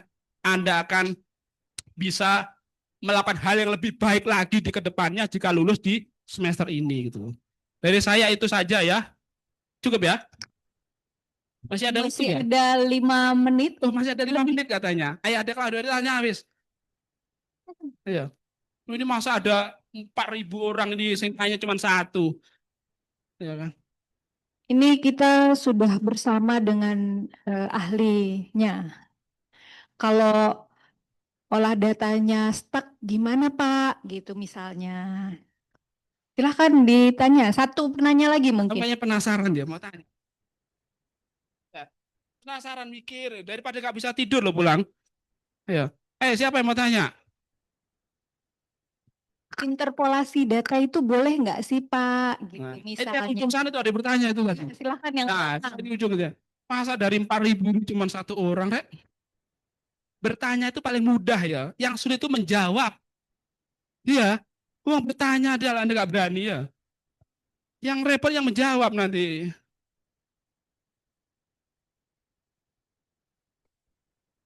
Ya, saya mau nanya Pak, perkenalkan nama saya Elmer dari EKP. Pertanyaan tuh, kalau misalkan di step 1 dulu kan kita ngumpulin data ya Pak, data terus ada teorinya juga. Gimana kendalanya itu kalau di penelitian terdahulunya kurang gitu Pak, jadi kita susah untuk ngerevisi kembali ke belakang jadi susah gitu Pak. Itu mending kita lanjut atau cari bahan yang lain Pak. Terima kasih Pak. Oke, jadi pertanyaannya ini adalah gimana ya kalau penelitian terdahulunya kurang? Nah, pertanyaan ini itu kalau ditanyakan lagi, lo kok bisa kurang? Jangan-jangan kamu nyarinya kurang banyak. Atau kamu nggak pernah berusaha mencari sehingga nggak banyak yang kamu temukan. Iya kan? Ya, kalau itu 25 tahun yang lalu, 30 tahun yang lalu, saya lagi maklum ya pertanyaan ini. Sekarang eranya sudah beda loh ya. Eranya itu sudah nggak seperti 30 tahun yang lalu pada saat dosen meminta, coba gunakan 10 penelitian terdahulu untuk topikmu ini. Kita bingung nyari itu. Kita nyari sumbernya gimana dan sebagainya. Ya. Coba baca buku ini, nyarinya bingung. Sekarang eranya sudah nggak begitu. Ya. Nah, oleh karena itu tadi saya katakan, Universitas Brawijaya ini kita tuh sudah melanggan artikel dari publisher yang bagus-bagus, ProQuest, ya, Science Direct, Gstor, EBSCO, apapun itu, kita sudah melanggan semuanya itu. Bahkan yang baru diterbitkan pagi ini pun kita bisa download artikel itu. Kenapa? Karena kita sudah bayar. Brawijaya itu sudah menganggarkan lebih dari 13 miliar setiap tahun hanya untuk membeli referensi tadi. 13 miliar itu kalau buat beli pentol bakso, ruangan ini tuh udah penuh satu gedung sampai bawah itu. Bayangin coba. Dan Anda itu nggak pernah menggunakan itu. Ya, saya katakan ya, saya kalau misalkan saya mau penelitian ya, saya mau mencari artikel topiknya mengenai modeling inflation misalkan ya, saya ketik di apa Scopus ya, database Scopus Elsevier itu, saya tuh dapatin 1.000, 10.000 artikel saja dalam sekian detik aja saya dapat itu, dan itu semuanya berkualitas. Ya. Sehingga kalau Anda mengatakan artikelnya itu sulit dicari, kayaknya cara yang Anda gunakan salah deh. Ya, jangan-jangan cara yang Anda gunakan salah atau tidak tepat lah ya, sehingga Anda cuma dapat 2, 3 ya. Nah, sehingga nanti kalau Anda kesulitan begitu, ya silakan nanti temui saya atau Pak Amin atau Bu Dwi ini ya. Kalau cuma dapatin kamu butuh berapa sih artikel 1.000, 2.000, saya kasih linknya habis ini kan gitu aja. Ya kan? Nah, yang repot nanti kan gimana bacanya ya. Ya kan? Anda mau baca sampai Anda lulus 3 semester lagi belum tentu kebaca semua itu artikel itu. Nah, sehingga nggak ada alasan sekarang saya katakan penelitian apapun artikel sumbernya itu terbatas, nggak ada. Saya bisa pastikan itu. Anda meneliti apa sih? Moneter, keuangan, tenaga kerja, inflasi, kredit perbankan, semuanya itu artikelnya banyak. Ya. Karena itu kenapa kalau saya minta mahasiswa di bimbingan saya, gunakan minimal 50 artikel untuk topikmu ini. Itu bukan sesuatu yang mempersulit loh ya. Itu gampang banget. Ya, gampang banget itu. Mau nambah berapa Pak? 50. Nggak kurang banyak Pak. Nah, harusnya mahasiswa ngajak, jawabnya begitu. Nggak kurang banyak Pak. Oh ya sudah 500 ya. Tambahin gitu. Ya. Dan itu mudah di zaman sekarang. Dan itu real. Kenapa? Karena tulisan yang bagus itu jika Anda menggunakan banyak literatur dalam narasimu. Setiap kata itu ada literaturnya, citasinya luar biasa. Saya mau makan jam 5 sore. Saya literaturnya dari siapa? Mau literatur dari siapa? Apa nggak boleh? Lu boleh. Bayangin coba, kalau kamu membuat kalimat itu menggunakan banyak sumber-sumber citasi, asumsi kami adalah, anak ini banyak membaca ini.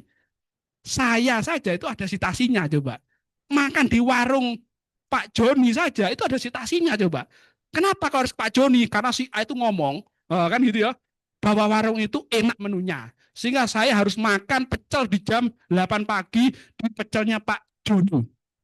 Citasinya si A, si B, si C. Oh, luar biasa. Nah, itu namanya literatur. Jadi setiap apa yang Anda tulis itu, tunjukkan siapa yang ngomong begitu. Makin banyak citasi nanti Anda pakai, makin berkualitas tulisan Anda. Karena itu kenapa tadi saya katakan, gunakan reference manager, pakai EndNote, Mendeley, Zotero, semuanya gunakan supaya ketika nanti mensitasi itu, pada saat nanti membuat daftar pustakanya, tinggal diklik saja semuanya muncul. Daftar pustakanya itu ada 10 halaman, latar belakang itu cuma 1 halaman. Lu kok banyak daftar pustakanya? Iya, Pak. Luar biasa kamu ya, gitu ya. Bayangin coba, itu bisa kita lakukan. Sehingga nggak usah khawatir ya, terkait dengan literatur ya, terkait dengan penelitian terdahulu. Ya. Nanti semoga departemen memfasilitasi ya, gimana cara mencari literatur yang efektif itu.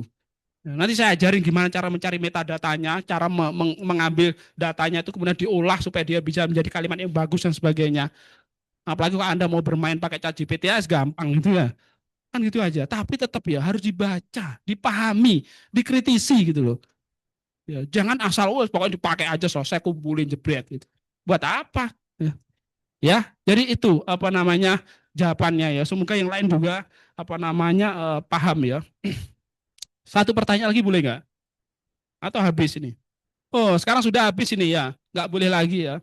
Oke, jadi karena keterbatasan waktu, sehingga sesi ini harus saya akhiri. Terima kasih ya.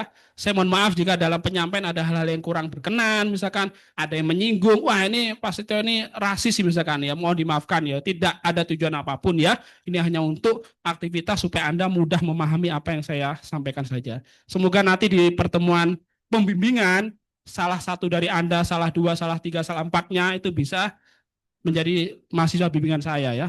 Kita targetkan 1 semester lulus ya. 1 semester lulus. Mana? 1 semester lulus.